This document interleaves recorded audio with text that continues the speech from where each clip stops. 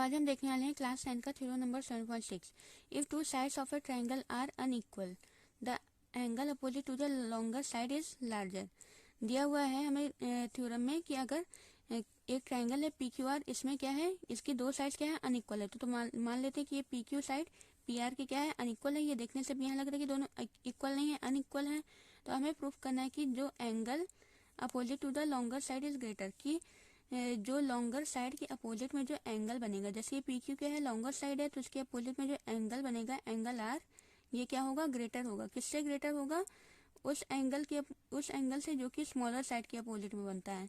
तो जैसे कि पी क्यू के अपोजिट में कौन सा एंगल है, आर, और पी आर के अपोजिट में कौन सा एंगल है, क्यू। तो हमें प्रूफ करना है कि लॉन्गर साइड के अपोजिट वाला जो एंगल है वो स्मॉलर साइड के अपोजिट वाले एंगल से क्या होगा, ग्रेटर होगा। मतलब कि एंगल आर एंगल क्यू से क्या होगा, ग्रेटर होगा। ठीक है, ये चीज हमें क्या करना है, प्रूफ करना है इस थ्योरम में। तो सबसे पहले जो हमें गिवन है उसको हम लिख लेते हैं। गिवन में हमें क्या है कि एक ट्रायंगल है पी क्यू आर, और जिसमें दिया हुआ है क्या कि two sides of a triangle are unequal. तो दो साइड्स क्या है, अनइक्वल है। तो हमें यहाँ दिख रहा है कि पी क्यू क्या है, पी आर से बड़ा है। तो हम यहाँ लिख लेते हैं कि triangle P Q R such that P Q greater than P R. हमें दिया है ट्रायंगल पी क्यू आर जिसमें क्या है, पी क्यू पी आर से बड़ा है। और हमें प्रूफ क्या करना है कि यहाँ दिया हुआ है कि angle opposite to the longer side is larger, कि एंगल जो कि लॉन्गर साइड के अपोजिट में है वो क्या होगा, लार्जर होगा। किससे लार्जर होगा, स्मॉलर वाले से। तो मतलब कि हमें एंगल आर को बड़ा प्रूफ करना है, किससे, एंगल क्यू से। तो यहाँ लिखा गया है angle R is greater than angle Q. ठीक है, अब देखिए, अब इसको प्रूफ करना है, हमें करना है कि आर बड़ा है क्यू से। अब इसके लिए हमें पहले कुछ कंस्ट्रक्शन करना होगा। कंस्ट्रक्शन में हम क्या करेंगे कि ये जो साइड है पी क्यू, इस पर हम एक पॉइंट लेते हैं एस। तो हम यहाँ ले लेते हैं एक पॉइंट एस, इसका नेम लेते हैं एस। और ये जो एस पॉइंट है ये हम इस तरह से लेंगे कि ये पी एस और पी आर दोनों की लेंथ क्या हो जाए, इक्वल हो जाए। ठीक है, ठीक है। तो ये एस पॉइंट हम इस तरह से लेंगे कि ये जो पी एस और पी आर दोनों क्या हो जाए, आपस में इक्वल हो जाएंगे। और इसके बाद क्या करेंगे, हम एस से आर को हम ज्वाइन कर देंगे। ठीक है, तो हम एस से क्या करते हैं, आर को ज्वाइन करते हैं।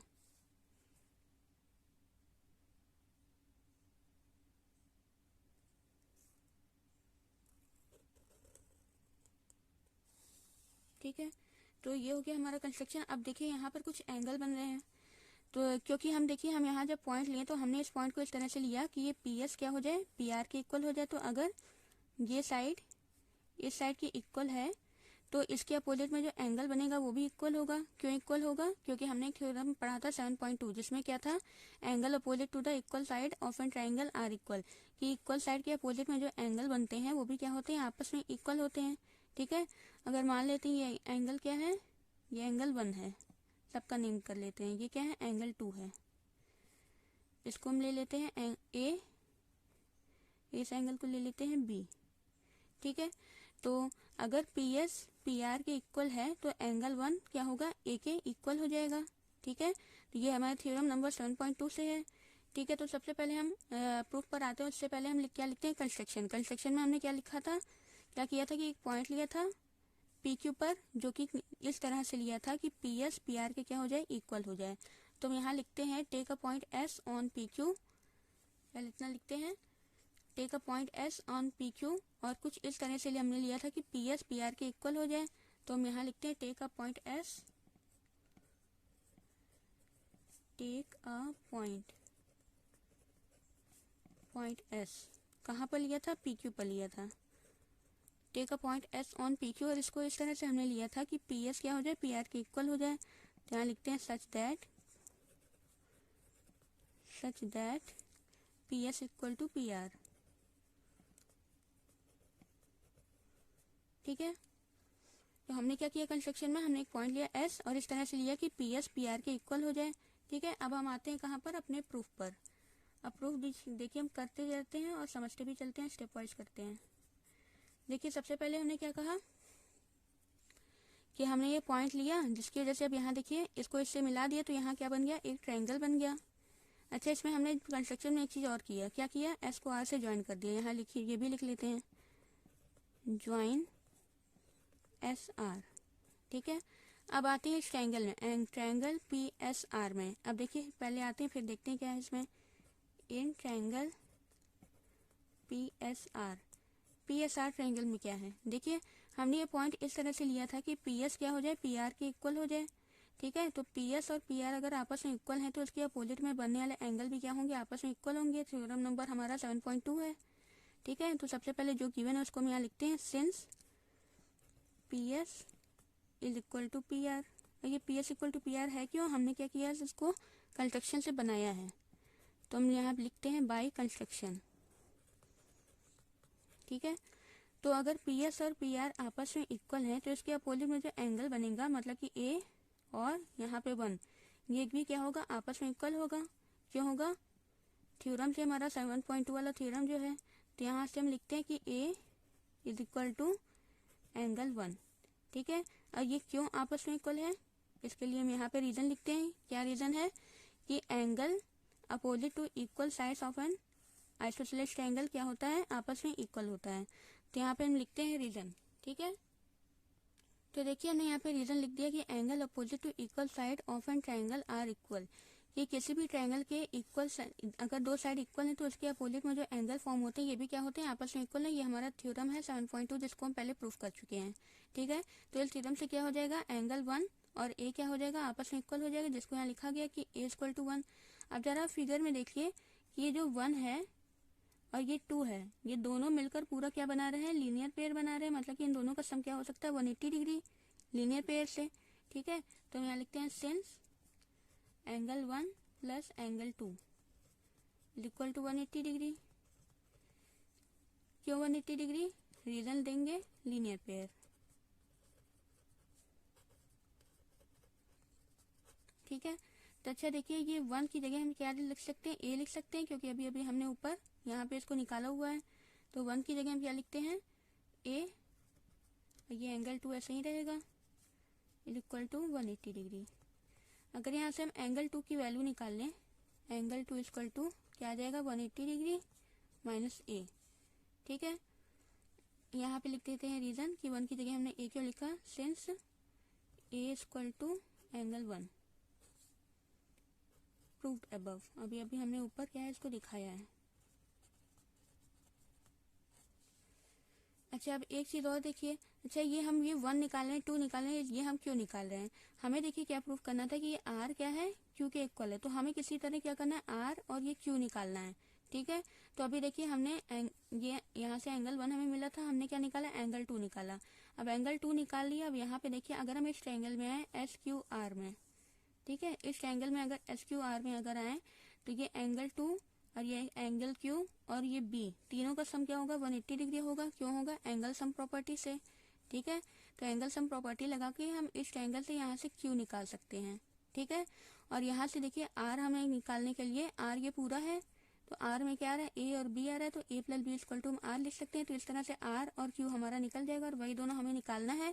फिर कंपेयर करके देखना है कि कौन बड़ा कौन छोटा है। ठीक है, तो इसलिए हम क्या कर रहे हैं, ये सब कुछ कर रहे हैं। ठीक है, तो अब क्या करते हैं, अब हम आते हैं, देखिए अब हमारा एंगल 2 हमें मिल गया, बी पता है, अभी ये हम निकालते हैं। अब आते हैं इस वाले ट्रायंगल में, कौन से ट्रायंगल में, एस क्यू आर लिखते हैं इन ट्रायंगल, इसको ले लेते हैं equation 1। In triangle S Q R, S Q R में क्या है, तीनों एंगल का सम 180 डिग्री। क्यों, लीनियर पेयर की प्रॉपर्टी से, लीनियर पेयर नहीं सॉरी, एंगल सम प्रॉपर्टी से। ट्रायंगल के तीनों एंगल का सम क्या होता है, 180 डिग्री होता है। तो लिखते हैं angle 2 plus angle Q plus B, angle 2 plus angle Q plus B is equal to 180 degree. ये ऐसा क्यों हुआ, angle sum property, angle sum. ठीक है, तो अब एंगल सम प्रॉपर्टी हो गया। अब सबकी हम वैल्यू पुट करते हैं। देखिए अब ये क्यू है, हमें क्यू निकालना है। अब यहाँ देखिए 2 दिया हुआ, अभी देखिए एंगल 2 की वैल्यू हमने निकाला है कि 180 माइनस ए। तो इक्वेशन 1 से हम यहाँ 2 की जगह 180 माइनस ए लिख सकते हैं। तो इसको यहाँ पे हम लिख लेते हैं, एंगल 2 की जगह हम लिख सकते हैं 180 डिग्री माइनस ए।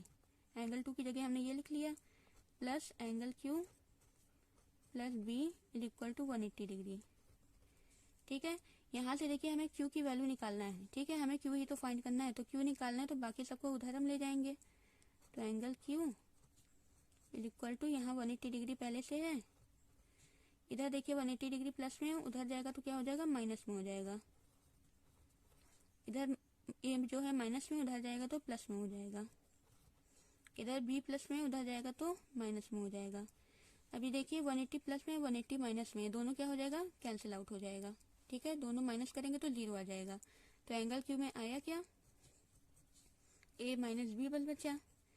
तो एंगल क्यू की वैल्यू क्या आई, ए माइनस बी। ठीक है, तो हमें क्या निकालना था, एंगल क्यू निकालना था और आर भी निकालना था। फिर दोनों को कंपेयर करके बताना था कि बड़ा कौन सा है, कौन छोटा है, तब पता चलेगा। तो एंगल क्यू तो निकल गया। देखिए एंगल आर, देखिए हमें फिगर में साफ साफ दिख रहा है कि ए और बी को अगर हम प्लस कर दें तो आर आ जाएगा पूरा। ठीक है, क्योंकि आर में क्या आता है, ए और बी दोनों को प्लस करने पर आता है। ठीक है, तो अब जरा हम इधर ले लेते हैं, इधर जगह जरा कम है, एक लाइन और लिख लेते हैं। यहाँ पे लिख लेते हैं since angle R is equal to A plus B. ठीक है, क्योंकि एंगल आर कैसे बन रहा है, ए और बी को प्लस करने पर एंगल आर आ रहा है। तो एंगल आर की जगह हम क्या लिख सकते हैं, ए प्लस बी लिख सकते हैं। ठीक है, अब यहाँ जरा जगह बना लेते हैं। अब देखिए हमारा एंगल क्यू भी आ चुका है और एंगल आर भी आ चुका है। हमें प्रूफ क्या करना था कि एंगल आर एंगल क्यू से बड़ा है। हमें ये प्रूफ करना था थ्योरम में कि लॉन्गर साइड के अपोजिट में जो एंगल होता है वो क्या होता है, ग्रेटर होता है स्मॉलर के अपोजिट वाले एंगल से। तो मतलब आर को हमें बड़ा प्रूफ करना था क्यू से।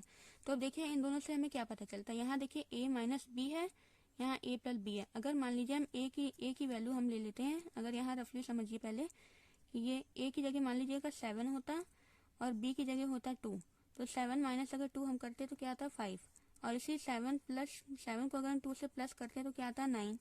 ठीक है, तो प्लस करने पर देखिए बड़ा आ रहा है, माइनस करने पर छोटा आ रहा है। तो इससे सीधे हमें पता चलता है कि क्या, कि आर वाला बड़ा है। ठीक है, क्योंकि क्या है, ए प्लस बी है। और इसको हम ले लेते हैं इक्वेशन 2, इसको ले लेते हैं इक्वेशन 3। तो इक्वेशन 2 और 3 से हमें क्या पता चलता है कि आर वाला बड़ा है। क्यों बड़ा है, क्योंकि यहाँ पे दो नंबर को अगर हम प्लस करेंगे तो उसकी वैल्यू हमेशा बड़ी आएगी, और जब उसको माइनस करेंगे तो उसकी वैल्यू हमेशा छोटी आएगी। तो इसका मतलब आर क्या आ रहा है, बड़ा आ रहा है। तो हम लिख सकते हैं फ्रॉम इक्वेशन 2 एंड 3, यहाँ लिखते हैं फ्रॉम इक्वेशन 2 एंड 3। 2 और 3 से हमें क्या मिला कि एंगल आर ग्रेटर है इससे एंगल क्यू से। ठीक है, एंगल आर एंगल क्यू से ग्रेटर है, और यही हमें क्या करना था, प्रूफ करना था। क्या प्रूफ करना था कि लॉन्गर साइड के अपोजिट का जो एंगल है, मतलब एंगल आर क्या है, ग्रेटर है स्मॉलर साइड के अपोजिट में जो एंगल है एंगल क्यू उससे। ठीक है, तो इस तरह से ये क्या हो जाता है, प्रूफ हो जाता है।